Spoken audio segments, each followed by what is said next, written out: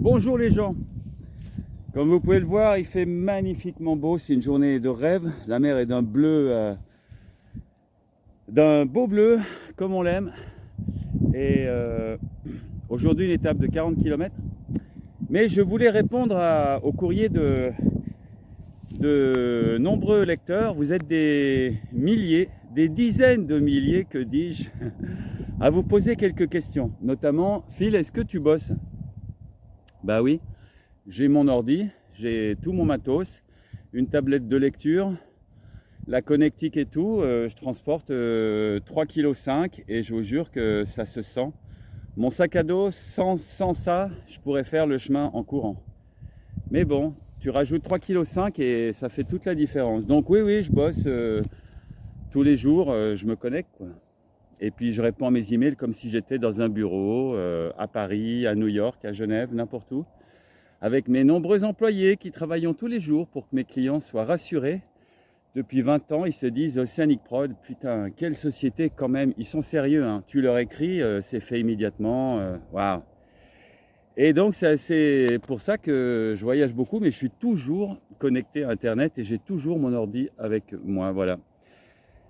Une autre question que vous autres, centaines de milliers de followers, vous posez, c'est... j'ai oublié. Ouais, en fait, le chemin du Nord de Compostelle, il est difficile simplement parce que c'est une chaîne de montagnes. Et quand il y a l'autoroute qui passe, en fait, elle est pratiquement plate, toujours plate, ou demi-descente, ou fausse montée, bref. Mais il y a des viaducs parce que la vallée, elle est parsemée de vallons qui donnent sur la mer. Et moi qui suis en vélo, je ne peux pas aller sur route, donc je descends et je remonte et je redescends et je remonte. Et c'est ça qui me tue, c'est ça qui me casse. Parce que sur le vélo, il y a 120 kg. Et il faut avoir des cuisses de coureurs du Tour de France pour encaisser ça. Donc là, ce matin, c'est parti, mais maintenant, c'est bon. C'est le 3e jour à vélo, donc j'apprends assez vite en général. Donc là, je sais que je fais à fond le guidon, la descente, et quand j'arrive en bout, j'essaye de pédaler, mais au bout d'un moment, je suis bloqué net, et donc je me fais la montée en marchant, voilà. Hier, j'ai eu une petite surprise, c'est qu'il y a quelque chose qu'il ne faut surtout pas, je vous laisse un moment devant cette vue magnifique, il y a quelque chose qu'il ne faut surtout pas oublier, c'est tout. Il ne faut rien oublier, mais rien du tout, car dans mon sac, qui sans mon matériel informatique pèse peut-être...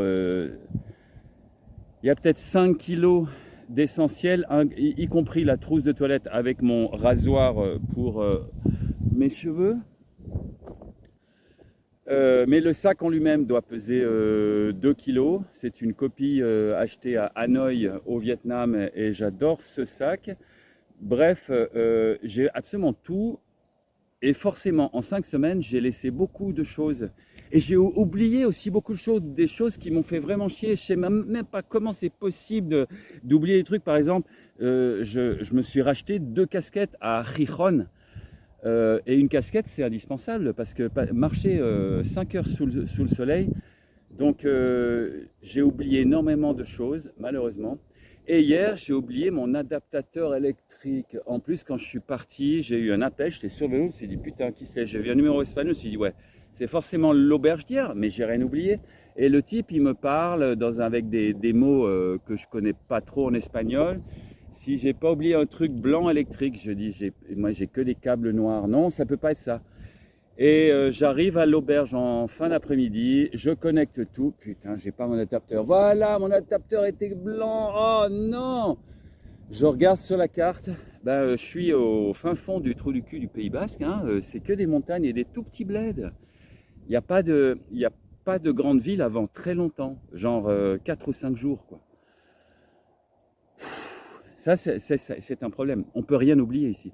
Donc, j'ai demandé au patron du bar qui m'appelle un taxi. C'est une dame locale qui fait pour toute la zone ici du voiturage. Donc, elle m'a amené dire qu'à Gijón, pour faire 4-5 km, le chauffeur de taxi dans la ville, il voulait 65 €. Donc, j'ai pris le bus, 1,20 €. Et là, la femme, pour faire 60 km aller-retour, elle m'a pris 35 €. Comme quoi, la campagne, quand même en ville, les gens se foutent de nous, les gens essayent de t'abuser par tous les moyens. Et à la campagne, c'est vraiment pas ça. Les gens, ils sont tellement paisibles, respectueux, corrects. Voilà, petit aparté, je ne vivrai plus jamais en ville, c'est impossible, c'est impossible. Il y a trop de qualité à la campagne. Voilà, donc je me suis fait un aller-retour juste pour trouver un adaptateur. Donc impossible d'oublier quoi que ce soit. J'ai trop peu de choses avec moi. Chaque chose a une importance vitale. Je vous ai pris un peu de votre temps. Allez, pour moi c'est reparti. J'espère que vous allez bien, que vous allez passer une bonne journée. Je vous embrasse, à bientôt. Ouh.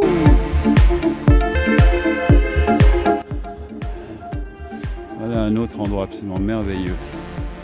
Qui n'a pas envie d'avoir sa petite... son camping-car ici, hein?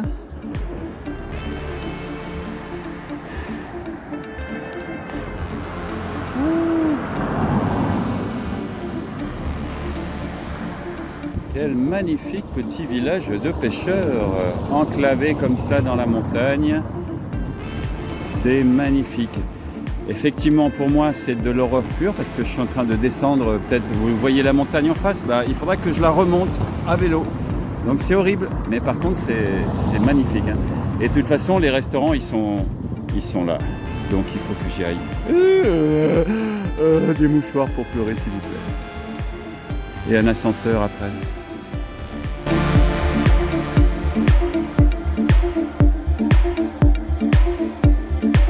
Je sais pas si vous voyez, je sais pas si vous entendez, il y a du vent.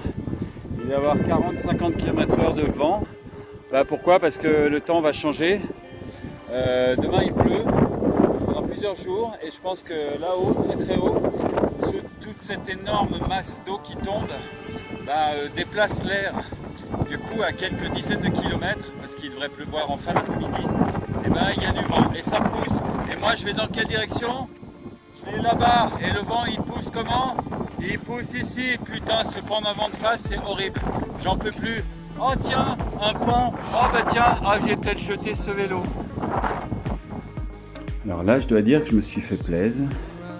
J'ai une très jolie petite chambre, décorée avec beaucoup de goût et il faut le dire, magnifique vue mer quand même. C'est paisible, c'est calme, je vais dormir comme un roi. Et je paye 58 € avec des chats là-bas qui jouent. Des moutons qui paissent, un animal en plastique électrique que je ne connais pas. Ah oui, c'est une tondeuse. Oh mon Dieu, quelle horreur! Une tondeuse électrique ici. What else? C'est beau. Juste pour vous donner une idée de la dureté du chemin, le chemin du Nord. Quand je vous dis que la route c'est facile, donc ça c'est la route, voilà la route, et à côté ici il y a le chemin. Vous le voyez comment c'est monstrueux? Donc des fois forcément à choisir, hein, non, c'est très très dur le chemin du Nord, parce que c'est que de la montagne et de la forêt. Coucou les amis, el pellegrino loco con la bicicletta, arriba. Bon, rien de spécial à dire aujourd'hui, il a plu jusqu'à maintenant. Là il est 14h30, je viens de finir de manger. J'ai bouffé comme un ogre, autant dire que c'est assez dur de continuer. Mais les cieux sont cléments, il fait presque beau. Et vu qu'il a plu depuis 6 h du matin, je suis assez contento. Et normalement j'arrive dans 8 km, donc c'est rien. 8 km à pied c'est 1h30, 1h3/4. À vélo c'est une demi-heure. Donc tranquillo. Et c'est que de la ligne droite. Bon, on peut dire qu'on n'est plus vraiment sur le chemin, c'est la départementale. Bien qu'il y ait encore des marques, comme ici. Mais moi je prends plus le chemin, ça ne fait que monter et descendre ce de chemin. Donc je me contente de la départementale et ça me va très très bien. Voilà, ça descend tranquille, ça monte tranquille. Tu vois, là, on a vu le panneau il y a 100 mètres, il nous a fait faire un détour. En fait, le chemin est beaucoup plus long quand on suit le... Mais bon, les pèlerins, ils ont que ça à faire. Hein. Ils ont rien d'autre à faire. Bon allez, je vous laisse parce que ça monte là. Donc dans une minute, je suis à bout de souffle. Allez, à tout à l'heure. Wouhou!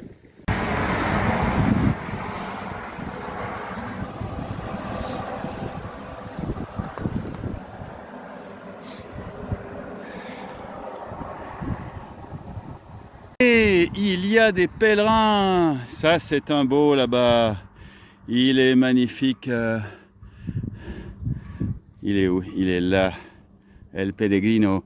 Après, il y en a 2 là-bas. Non, mais c'est tellement rare que je suis obligé de les filmer. Et puis 2 là-bas au fond. Magnifique. Ça fait du bien. Il y a de la vie sur El Camino. Arriba. Y el Felipe está aquí, el Felipe. J'arrive à destination sous presque un ciel bleu avec la mer.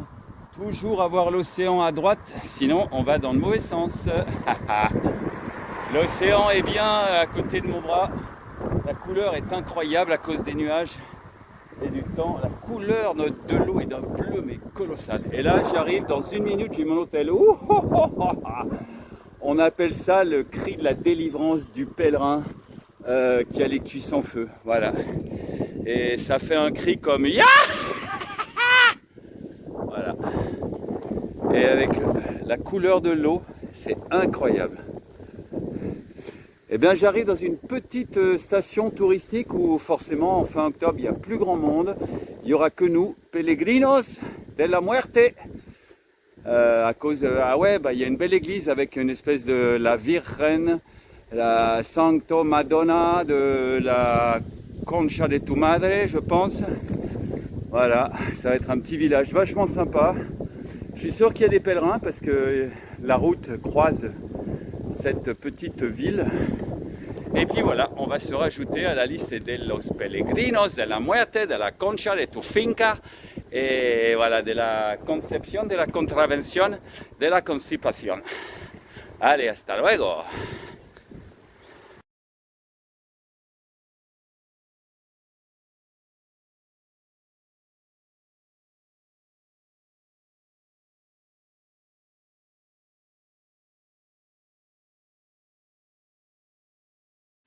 Bon les amis, le côté chiant des monastères et toute la clique des gîtes et des auberges de pèlerins, c'est qu'on est obligé de se casser tôt, quoi. Ah voilà, il est 8 h, il fait gris, il fait moche, il pleut. Qui a envie de faire du vélo? Maintenant, pas moi, j'étais bien sous la couette. Ouais, j'en entends qui vont dire, ah Phil, t'as de la chance de faire ça quand même, hein. De pousser ton vélo dans des putains de montées de 2 km en pleine forêt, quand il fait 8 degrés, 85 degrés d'humidité. Ah ouais. Non, je me sens très chanceux d'être ici.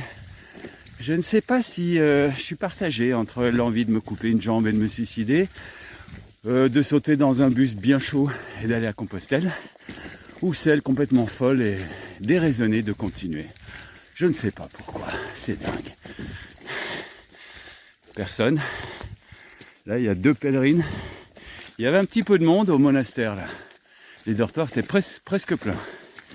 Ça fait plaisir, mais bon, à 6h30, lumière allumée, il y a toujours les stressés du ciboulot qui se mettent en marche parce que, oh mon Dieu, faut pas louper une demi-heure sous ce crachin et ce froid. Et puis bon, de toute façon, j'étais le dernier, mais à 9h15, je me suis fait balayer, c'est le cas de le dire, par la femme de ménage qui m'a expliqué qu'elle devait fermer la porte principale à l'extérieur du monastère et que je devais me casser rapidement. Merde alors. C'est ça le problème. Payer une chambre 30 ou 40 € pour avoir la paix royale, mais par contre t'es seul. Ou alors les dortoirs où c'est animé, tu rencontres des gens de toutes les nationalités, mais par contre à 6h30 tu dors plus. Et puis moi je dormais à côté de la porte, donc toute la nuit le balai des vieux dont la vessie pousse et la prostate est trop grosse, dont je fais partie, qui doivent se lever plusieurs fois dans la nuit pour aller faire un petit pipi. Donc voilà, on dort mal, il faut le dire, voilà, même avec les boules qui le masque, bref. Voilà. C'est comme ça, c'est la vie du pèlerin. Bon, en attendant, faut quand même reconnaître que c'est beau. Et voilà, il y a des pèlerins qui montent, 2 femmes âgées, elles sont braves, hein. Oui, à quelque part, j'ai de la chance d'être dans une forêt comme ça, c'est 100% de nature. Le seul truc, c'est qu'il fait froid, qu'il pleut. Allez, bisous les amis. Ouh.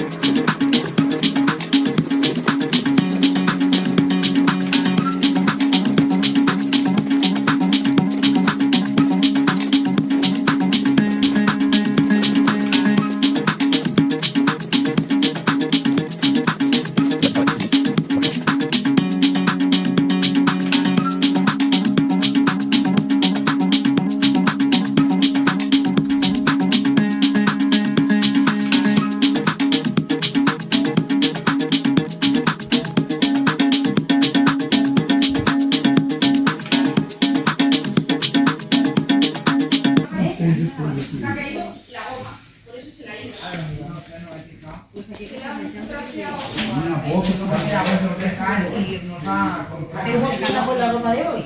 Se caló nada. Bueno, por la de hoy tú tienes una cosa que ver. Una cosa, y si metemos si la vamos a hacer porque no Hey, salut les gens. Bon, ben, j'espère que vous, ça va bien. Moi, j'ai la pêche, malgré que il pleut, il fait froid, il fait pas beau. Mais bon, j'arrive dans 2 jours. Dans 2 jours. Je suis seul dans mon dortoir, forcément, parce que tout le monde est parti. Donc c'était plein. Et c'était pas un dortoir, c'était un poulailler ce matin. C'était vraiment ça. On peut jauger, on sent en entendant le flot des paroles, bon, surtout les femmes, bien sûr, espagnoles, qui, dès qu'elles se lèvent, elles caquettent. Elles ne parlent pas, elles sont obligées. C'est le flot de leurs angoisses et de leur stress qui les oblige à parler. Alors au début, ça parle normalement, et puis après, ça prend le dessus. Ça se permet même à 7h10 d'allumer la lumière. Donc j'étais obligé de pousser un petit coup de gueule pour dire qu'elle n'était pas seule au monde. Donc du coup, elle a rééteint, mais pendant une 3/4 d'heure. Après, et puis les gens sont obligés de suivre. Voilà, c'est comme le premier mouton qui saute de la falaise. Les autres regardent et se disent bon. Et puis après, c'est la masse. On a bien vu ça dans le Covid, n'est-ce pas? Tous les vaccinés. Bon, donc du coup, petit énervement ce matin, mais ça, c'est la foule, c'est les dortoirs. En plus, les gens ne sont pas assez, comment dire, intelligents. On le sait maintenant depuis des semaines qu'il pleut le matin et que vers 11h, ça se calme. Donc ce matin, il pleuvait beaucoup. Et puis là, ça va se calmer. C'est en train de se calmer. Donc quand je vais partir, il pleuvra plus. Parce que les gens, ils marchent quoi 2h le matin, 2h l'après-midi. Pourquoi se lever à 6h30? C'est dingue ce que les gens sont bêtes. Hein. Bon, et ben sinon, la pêche, manger 2 bananes, 2 cafés, voilà, pour mes 2 estomacs, comme les vaches. Je broute mon café banane le matin. Bon, allez, les gens, moi, c'est pas tout. Joe la pédale doit y aller. Ipa Santiago 33.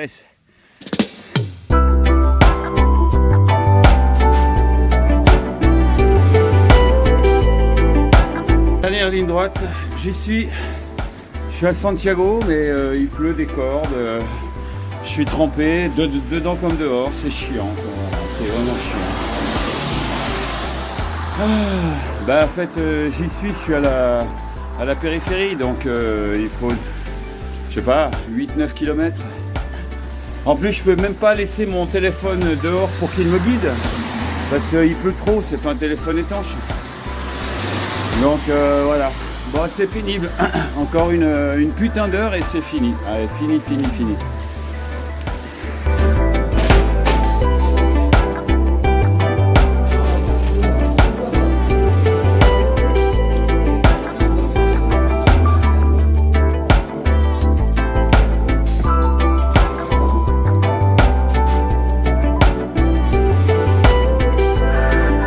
Donc voilà la fameuse cathédrale et la fameuse place où tout le monde arrive. Normalement, tout le monde gît par terre, s'allonge, se roule en criant, en hurlant, en pleurant, en célébrant. Bah voilà, bah ça fait chier parce que voilà, fin octobre, c'est pas cool quoi.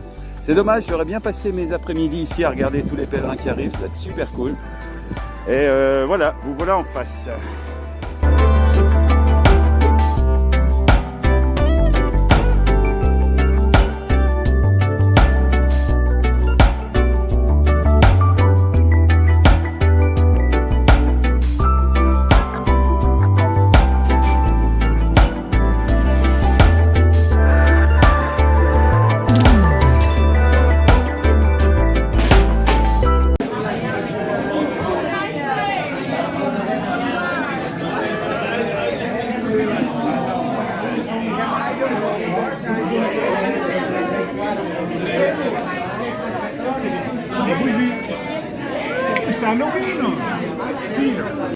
Voilà les amis, ben voilà, hein, la cathédrale c'est l'arrière. Demain visite guidée, je suis avec mon ami Cricri, coucou. Et voilà, bah, c'est noir de pèlerins comme vous pouvez voir, il y en a partout, c'est vraiment... C'est intéressant, ces gens qui viennent de l'Europe entière pour être ici. Lieu de pèlerinage, dans notre dortoir, il y avait deux femmes de l'Équateur qui n'ont pas marché mais qui sont venues à Compostelle pour prier. Donc c'est quand même un endroit, énergétiquement à mon avis, ça doit voler haut. Parce que tous ces gens qui viennent dans un but de s'élever, de prier, c'est beau, voilà. Comment ne pas trouver ça beau? Dommage, j'imagine sous le soleil, mais ça doit être magnifique. Regardez ce bâtiment là. Avec les jardins, enfin c'est vraiment sous le soleil, ça doit être sublime. Bon allez, bisous, on continue la visite.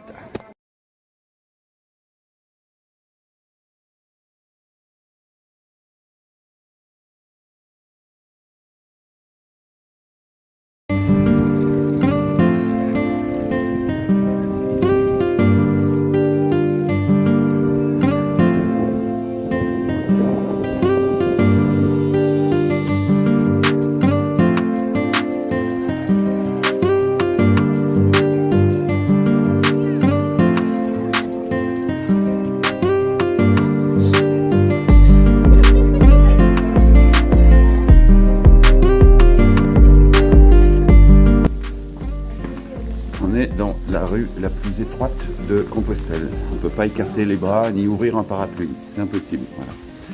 Visite guidée.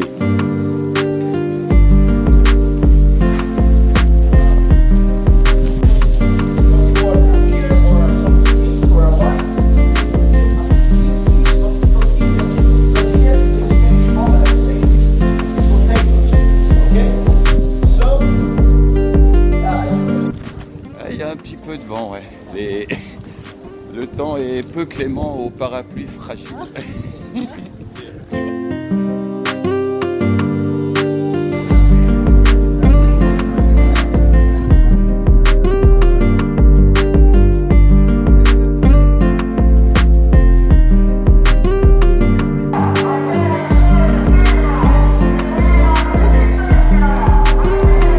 Manifestation pour le massacre de la Palestine, ou contre, enfin pour ou contre, je pense que c'est contre.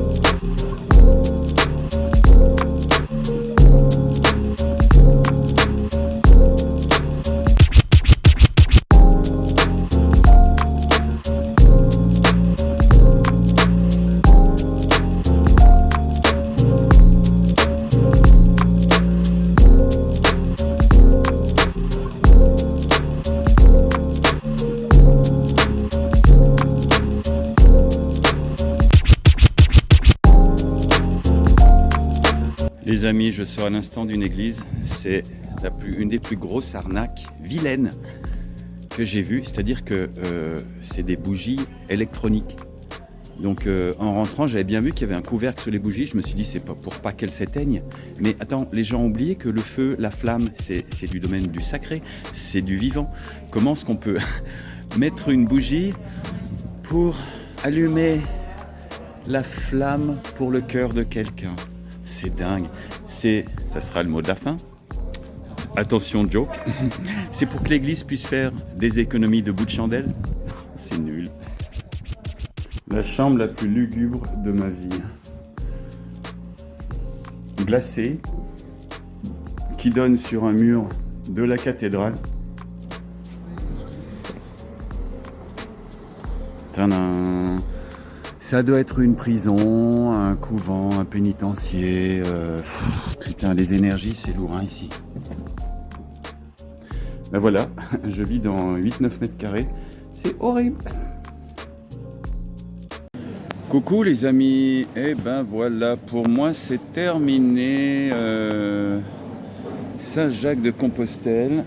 Et il y a quand même quelque chose que j'ai adoré.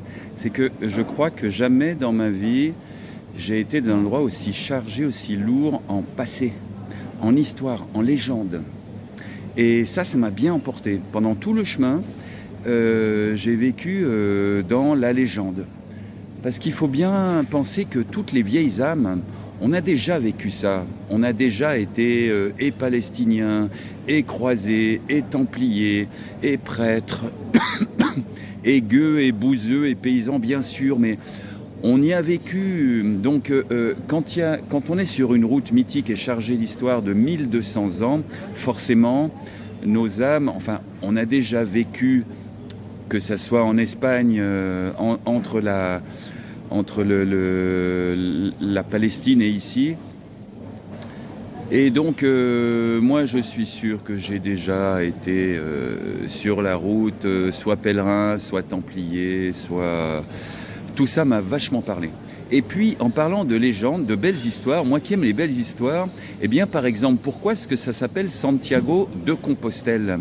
Parce que le tout premier gars puissant de la région qui a été contrôlé que c'était bien les restes d'un apôtre qu'on avait retrouvé, c'était un prince qui est parti du nord de la Galicie et qui a fait tout le chemin, et à travers 300 km de montagne, il s'est guidé par une pluie d'étoiles, un champ d'étoiles, Campo de Estrella, Campo d'Estrella, Campo d'Estrella, Compostela, Compostelle, voilà.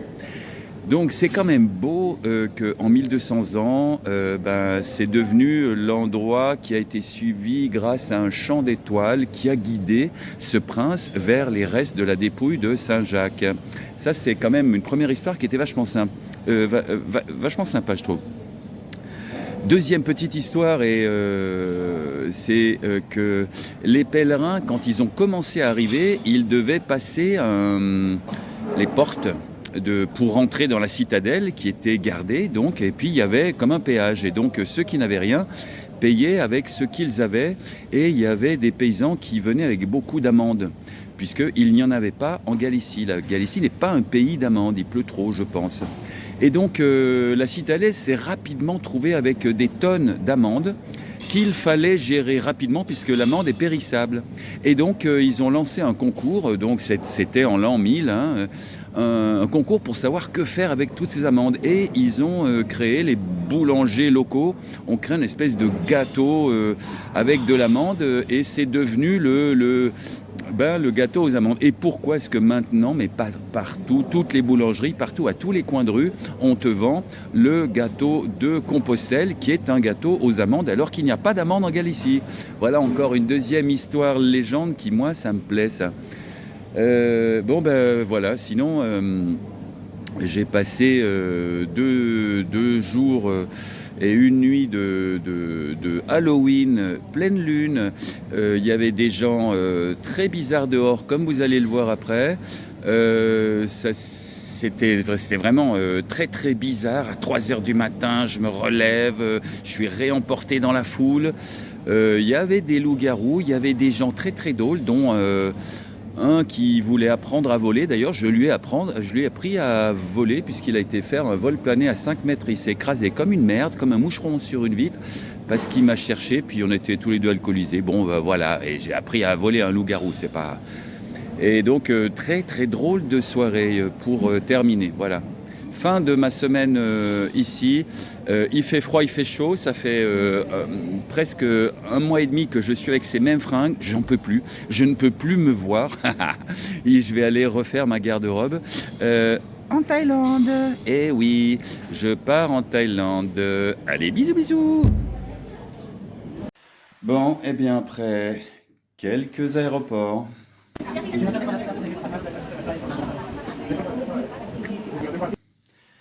Quelques avions.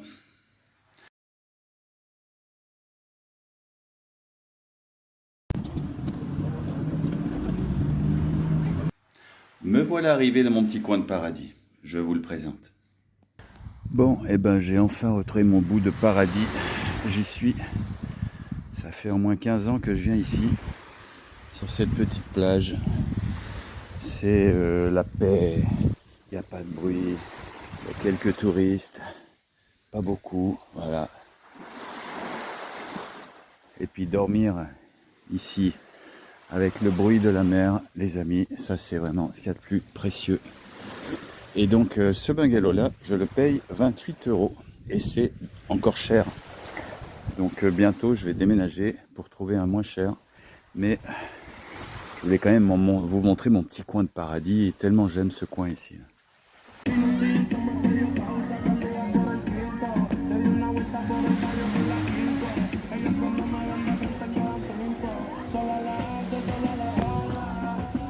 Et je retrouve la nourriture que j'aime le plus au monde. Un simple riz sauté aux crevettes. Regardez comme ce plat est beau. Il y a des couleurs. On a envie de le manger avec un jus de watermelon, de pastèque. Et puis mes petits plic-nam-plat, mes petits piments. Oh là là là là là, je suis au paradis. Coucou les amis. Et ben voilà, pour moi c'est terminé.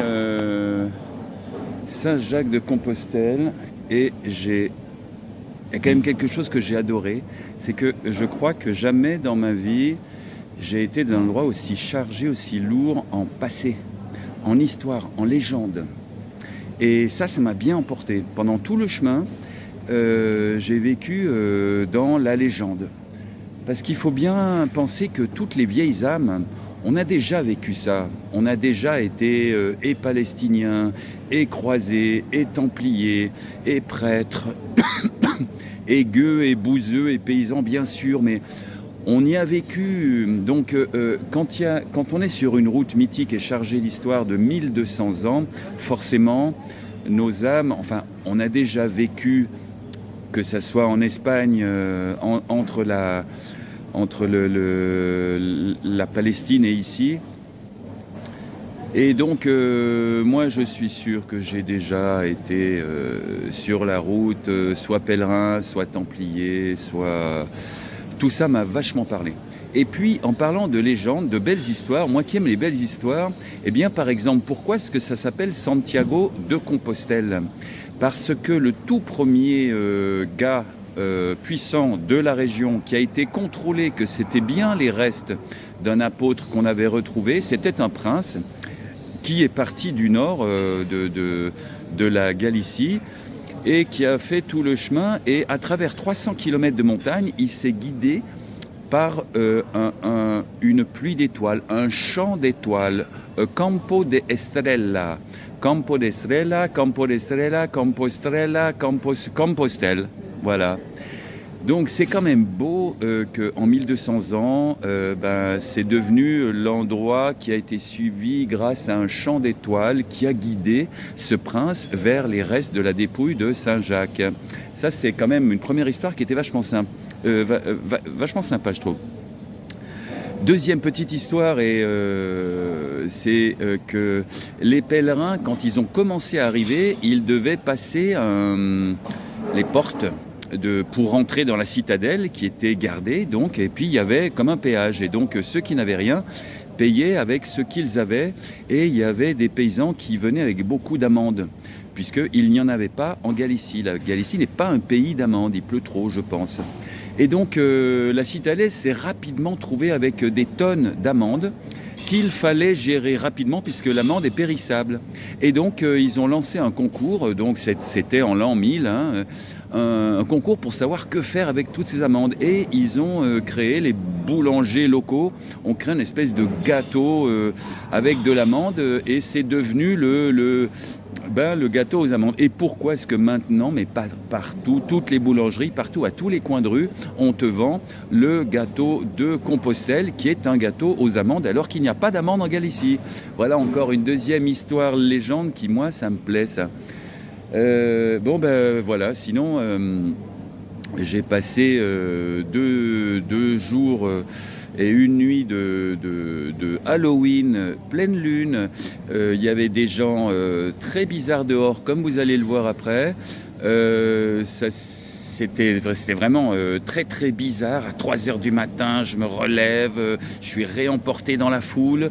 Il y avait des loups-garous, il y avait des gens très très drôles, dont un qui voulait apprendre à voler. D'ailleurs, je lui ai appris à voler puisqu'il a été faire un vol plané à 5 mètres. Il s'est écrasé comme une merde, comme un moucheron sur une vitre, parce qu'il m'a cherché, puis on était tous les deux alcoolisés. Bon, voilà, et j'ai appris à voler un loup-garou, c'est pas... Et donc très très drôle de soirée pour terminer. Voilà. Fin de ma semaine ici.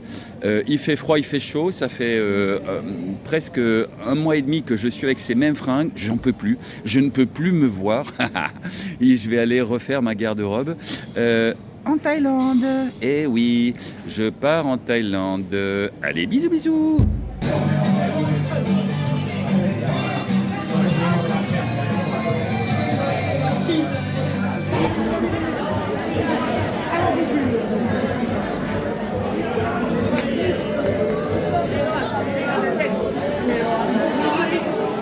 Jacques de Compostelle.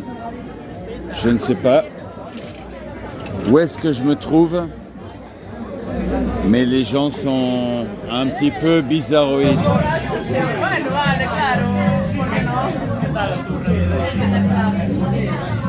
Coucou les gens, toujours à Compostelle, je me réveille, j'ai un peu la tête dans le... Drôle de soirée, mais drôle de soirée hier,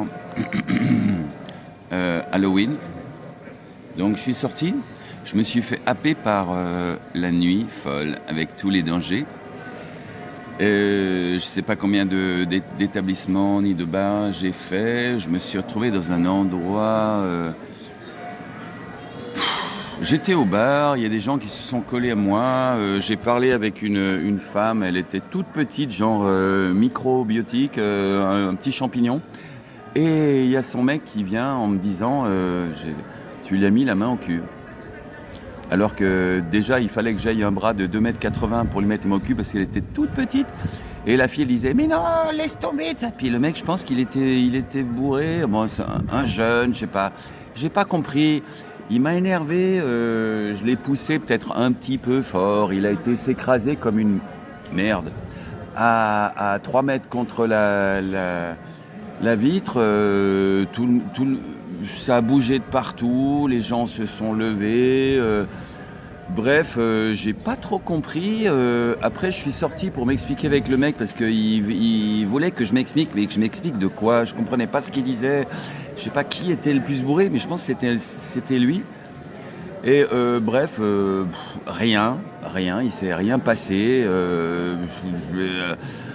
C'était genre nuit de pleine lune avec de l'excitation. Après, bon, j'ai pas pu rentrer parce que le patron du bar voulait pas que je rentre, genre le déclencheur de bagarre, alors que non, pas du tout.